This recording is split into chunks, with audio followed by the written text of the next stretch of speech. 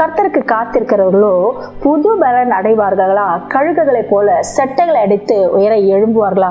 கழுகுடைய தன்மை என்னன்னு நமக்கு நல்லாவே தெரியும். 40 வருஷம் அதோட லைஃப் வேற.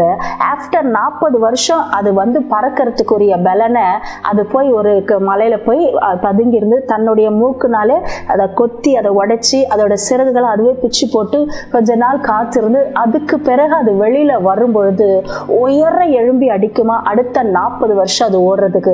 அதுதான் ஓமையா உதாரணமா நம்ம அதை கழுகை குறிச்சு நம்ம படிக்கிறோம். உயர அடிச்சு எழும்புவாங்களாம். நீங்க எந்த அளவுக்கு காத்து இருக்கிறீங்க, உங்களுக்குள்ள ஒரு வைராகியம் வரும், அடுத்து ஓடத்தக்க ஒரு பலன்.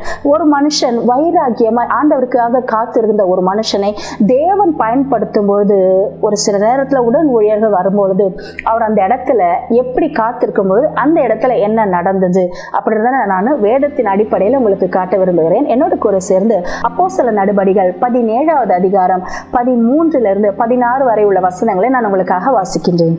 பெரோயாவிலும் தேவ வசனம் பவுலினால் அறிவிக்கப்படுகிறது என்று தெசலோனிக்கேயரான யூதர்கள் அறிந்தபோது அங்கேயும் ஜனங்களை கிளப்பிவிட்டார்கள். உடனே சகோதரர் பவுலை சமுத்திர வழியா போக அனுப்பிவிட்டார்கள். சீலாவும் தீமோத்தேயும் அங்கே தங்கியிருந்தார்கள். பவுலை வழி நடத்தினவர்கள் அவனை அத்தேனே பட்டணம் வரைக்கும் அழைத்து கொண்டு போய் அங்கே சீலாவும் தீமோத்தேயும் அதி சீக்கிரமாக தன்னிடத்திற்கு வரும்படி அவர்களுக்கு சொல்ல கட்டளை பெற்றுக்கொண்டு புறப்பட்டு போனார்கள். அத்தேனே பட்டணத்தில் பவுல் அவர்களுக்காக காத்து கொண்டிருக்கையில் அந்த பட்டணம் விக்கிரகங்களால் நிறைந்திருக்கிறதை கண்டு தன் ஆவியில் மிகுந்த வைராக்கியம் அடைந்து ஜெப ஆலயத்தில் யூதரோடும் பக்தி உள்ளவர்களோடும் சந்தை வழியில் எதிர்பட்டவர்களோடும் தினந்தோறும் சம்பாஷணை பண்ணினான்.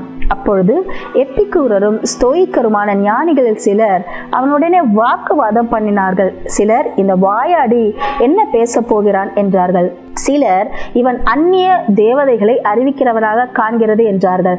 அவன் இயேசுவையும் உயிர்த்தெழுதலையும் அவர்களுக்கு பிரசங்கித்தபடினால் அப்படி சொன்னார்கள். கர்த்தருடைய பரிசுத்த நாமம் மகிமைப்படுவதாக. இந்த இடத்துல நம்ம வாசித்த வேத பகுதியில யாரை குறித்து சொல்றோமானால் பவுல் அப்போஸ்தலரை குறித்து சொல்றோம்.